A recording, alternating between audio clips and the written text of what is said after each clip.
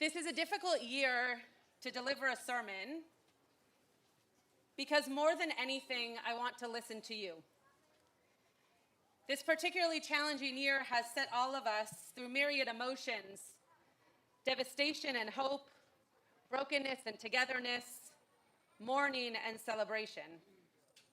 So after a year of words, hoping they have the potential to heal, what I'd really like to do is sit in silence, feeling emotion as waves hitting my soul.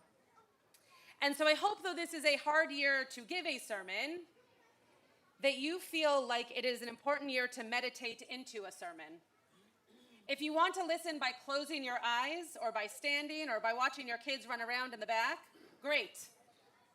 Just allow yourself space to feel and to sink into the moment. This is not a sermon about this year explicitly, but rather a sermon about the human experience to grow and prepare for next year's.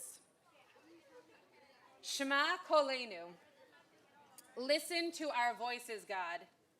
We had a year, many moments of good that we have created and also challenges that we have experienced. On a recent flight back to LA, I experienced something for the first time. Out of the window to my left, the sky moving from vivid colors to thick black and suddenly a flash of light. After 2 or 3 more bursts, I realized I was witnessing a giant storm in the distance. It was a beautiful painting of colors as the sun set, punctuated by unexpected flashes of light bouncing off the cloud-filled sky and creating shapes in the black of night that could not be seen otherwise. It was awesome. But as my focus returned to my not enough legroom, I began to feel guilty. Guilty for finding myself in awe of a storm that could very well have been destructive to the earth and life below, or at the very least, delayed flights and created inconveniences for others. I'm sure we have all been caught in this kind of storm. It is very challenging, but from high above the clouds, looking down from the heavens, a storm was beautiful and inspiring, captivating, and divine. Sitting and watching the storm, I had a thought that I often have on planes. By being in and above the clouds, am I closer to God? Watching the storm, I felt the answer was yes, and yet, had I been down on earth experiencing this strong storm, my instinct would have been to pray to God to make it stop, feeling distant and scared and helpless. Perspective. We often think of Teshuvah as a way of repairing, resolving, and reconnecting relationships. However, what if our notion of Teshuvah is wrong?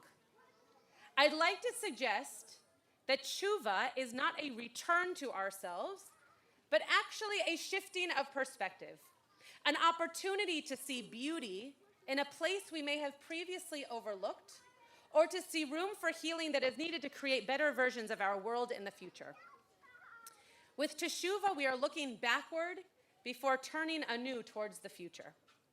With Teshuvah, we take inventory of who we are, not who we should be.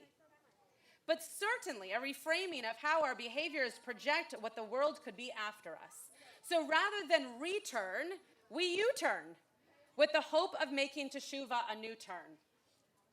Do prayer, tefillah, Teshuvah, and tzedakah actually change our fate? Rabbi Lou asked this question in his book, This Is Real, and You Are Completely Unprepared. The rabbis who came along later realized that of course they do not.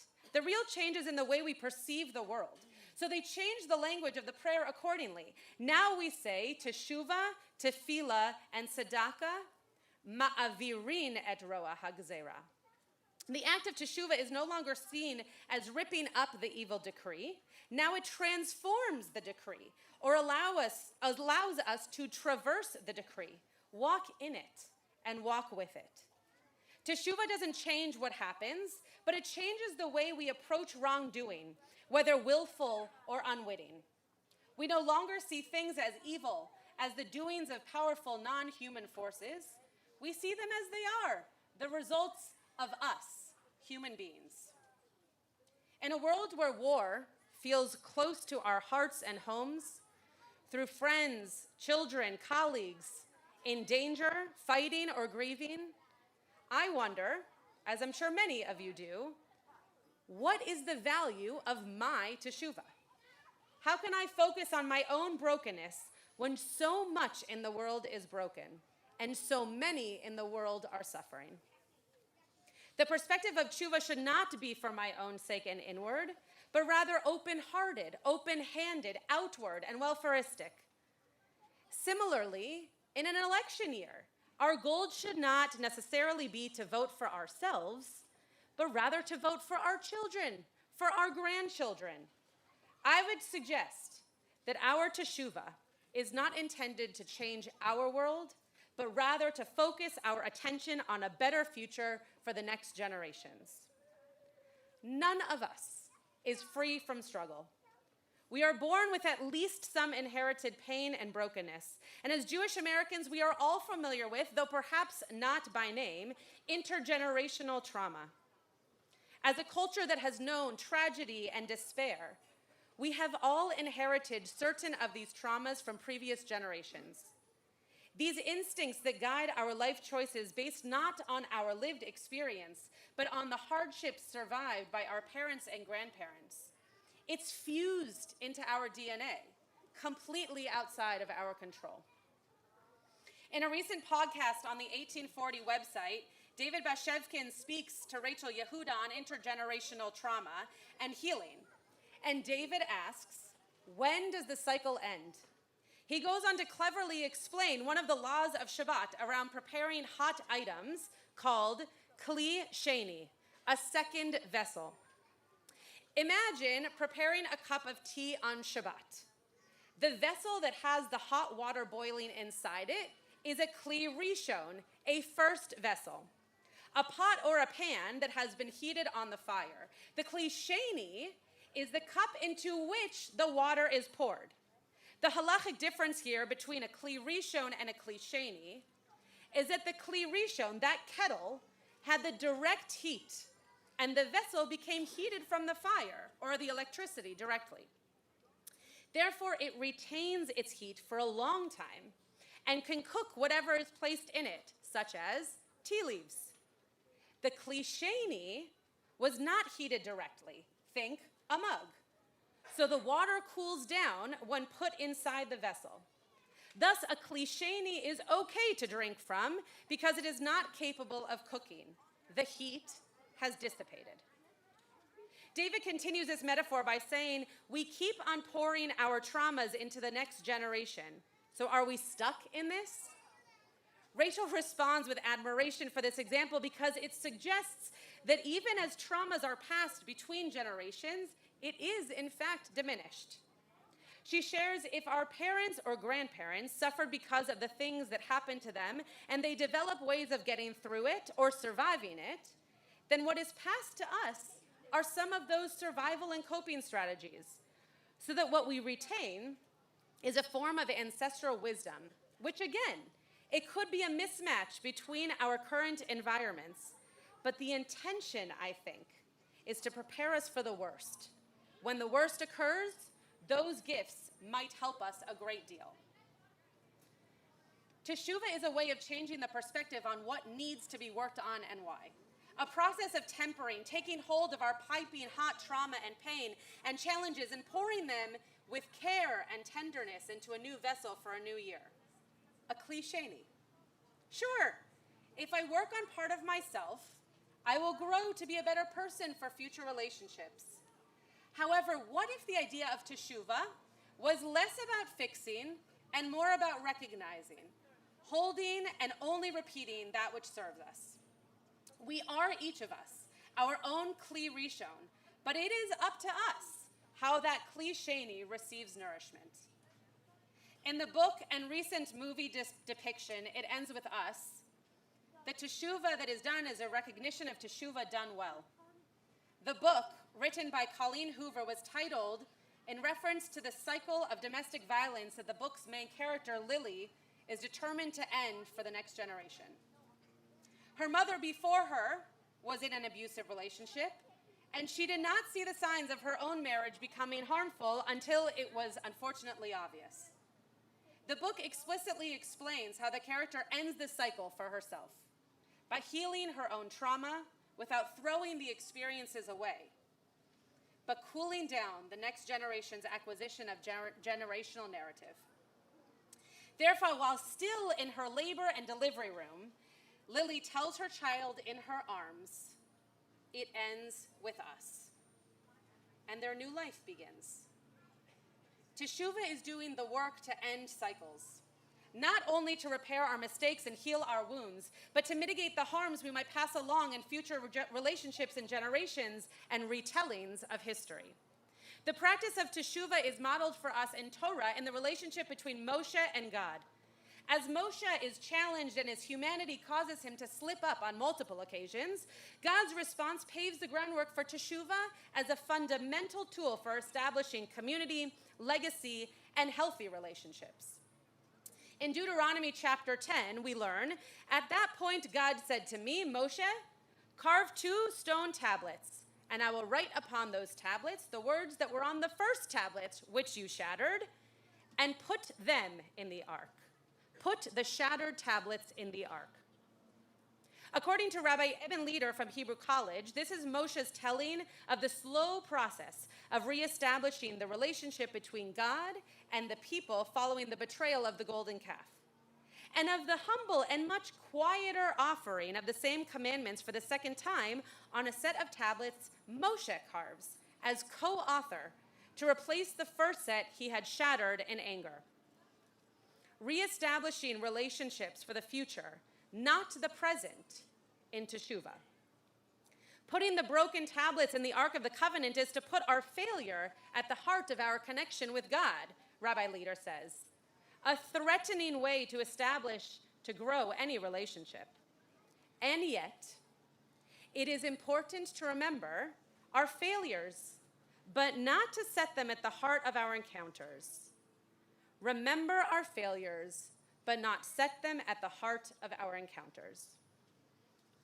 According to the Talmud in Masechet Yoma, the tractate which contains all the stories and laws of Yom Kippur, this holding on to both shattered and whole tablets distinguishes between reconciliation driven by fear, which has the great power of transforming intentional wrongdoings into mistakes, and reconciliation driven by love, which has the great power of transforming intentional wrongdoings into merits. Rabbi Leder concludes, the image of the Ark of the Covenant, containing both shattered and whole tablets, may be a symbol of such radical love and acceptance. If you were to open the Ark on our people's journey, there would be whole, beautiful, inscribed commandments on stone and dust, rubble and jagged shards. Which would you see first? Would you first notice that which was awesome and whole, or would you first focus on that which was broken and preserved as broken? Learning from our perspective of seeing these 2 depictions of tablets allows us to understand our need for Teshuvah. Do we focus on our broken pieces, urge to mend them, or do we focus on that which we excel at and use the broken pieces to remind ourselves of how we affect change from past experiences? The broken pieces of Torah or the broken pieces of ourselves can seem useless. What are we supposed to do with jagged shards of pottery or painful stories of our past? And yet, the broken pieces might be even more important than those that are whole, or else, why would God ask Moshe to hold on to them? Similar to the modern day notion of taking broken pieces of glass from underneath the chuppah to make household items for Jewish rituals, such as a mezuzah, or a honey jar, or a salt canister. It's about perspective. One could choose to see a sunset and mourn the day leaving or the darkness arriving, but instead, many of us choose to relish in the colors that the sky turns as day becomes night. One could choose to see someone begging on the street for money as frightening, or one could choose to see the person who might have encountered some difficult moments and now who demonstrates humility and vulnerability as they ask their fellow human being for help. One could choose to dwell in their mishaps or misfortunes, or one could choose to use those experiences to create a better life for those they will impact in the future. We are each of us an Aron, holding our broken pieces and our whole Torah, written and waiting to be understood. And yet we are each of us still a Kli Rishon, needing to heal and cool down for the Kli Sheni that we pour our life and our love into. That cooling and healing process is Teshuvah. Not repair, not removal, not dismissive, but changing the perspective to grow. Rav Kook described Teshuvah as an underlying force that influences all aspects of life. Rav Kook, the first Ashkenazi chief rabbi of Israel, posited that Teshuvah is a powerful force, not limited to the failings and triumphs of the individual. It applies to failures and successes of the nation and the entire universe. This is why today's actions are a prayer and a teshuvah of the world we hope, wish, and pray for our children. In November, I was in Israel on a mission to feel, to witness, to heal, to hug, and to hear post-October 7th, to face and to feel our brokenness without any glue for repair, just hugs and ears for helping to heal and reimagine those whole pieces of our people. The trip was about doing and witnessing. We drove to the south and listened to horrific stories while standing inside remnants of destruction and assault. On our bus ride from that location, from Kibbutz Kfar Aza to the rabbinic army base of Shura, I woke up from a brief nap to a beautiful image. I woke up with my head leaning on a window, and as my eyes opened, there was a tractor and a mound of earth with a man wearing a kippah on the right, shuckling front and back, and a man kneeling on a rug to the left, touching his forehead to the earth and standing up with his hands by his face. Seemingly both praying their afternoon prayers while in the middle of a mundane job. My mind began to race. Only in Israel, I thought, would you see two such different ambassadors pause their physical labor to acknowledge their connection to the divine. And then tears welled up in my eyes as I focused in on the harmony, the peace, the shared experience that this image in time painted for an ideal future. I have no idea of their culture, of their politics, of their nationality, of the flag they wave at home. I do know that they are men of God, men of hard work, and at least minimally respectful of each other's religious connection. I saw two of history's estranged stepbrothers repairing our shared world. At least that was my hopeful perspective. So how do we put this in action? How do we shift our perspective of Teshuvah this year, this moment, this Rosh Hashanah, where transition feels so hard, leaving a year that we will not leave for a long time, and so desperately needing to enter the next year? What can we do to shift our Teshuvah perspective? Rabbi David Wolpe, in a conversation with Rabbi Lizzie Heidemann as part of the Maimonides Fund pre-High Holiday Sermon Series, shared a teaching by John Rawls, who said, if you're about to be born into a society and you don't know who you are going to be, you might be white, you might be black, you might be male, you might be female, you might be straight, you might be gay, you might be non-binary, you might be poor, you might be rich, you might be Jewish, Muslim, Palestinian, Israeli. You have no idea who you are going to be born to be. What kind of society do you want if you don't know who you are going to be? Though Rabbi Wolpe used this from the Bima to tell his congregation years ago to vote for the candidate who is going to create the kind of society you would want to live in, I want us to hear Rawls's words as a charge to do teshuvah. for the world that we want our children to live in. Heal the traumas for the challenges that you hope your grandchildren will never experience. Teshuvah begins with us answering the questions of how we are planting the seeds for our forests to bloom and thrive. What ends with us this year? Hatred based on someone else's words or interpretation of reality? Compliance to narrative based on past experience rather than growing in today's news stories? Yelling into our own bubbles of conformity rather than vocalizing our concerns to make a change? Silence for fear of rejection, disappointment, or challenging conversation? Judgment based on demographic, gender, culture, or religion without asking questions? I hope so. I hope all of that ends with us this year. And what ends with you? What ends with me as individuals this year? A particular behavior, a destructive relationship, greed, envy, resentment towards something that's not serving you, cyclical actions that are no longer useful to your community or society? I began with a bit of a lament that listening and simply sitting back and hearing would be much easier than coming up with the right words to say at this moment. And when I think back on this entire year, many words have been shared, many prayers, psalms. We have sat through vigils and memorial services, and we have shown up to protests.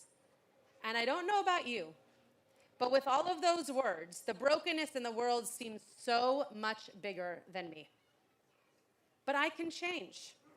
I'm obligated to change. I'm obligated to heal myself for those who come after me. This is all more than I can hold. And so Teshuvah as perspective changing hopefully feels manageable and productive for all of us. Teshuvah is never a choice. It is an obligation to shift our perspective to focus on how you want to leave the world. After a year of upheaval in so many ways, it ends with us. Teshuvah is demanded of us to right our wrongs, to end our cycles, to cool down that which has become overheated. We have the power to heal and shift, and we have the power to create and grow. We have the power and the imperative to do Teshuvah. We can each make our lives better for the next generation. In our healing, we lay the groundwork so our next generation will thrive.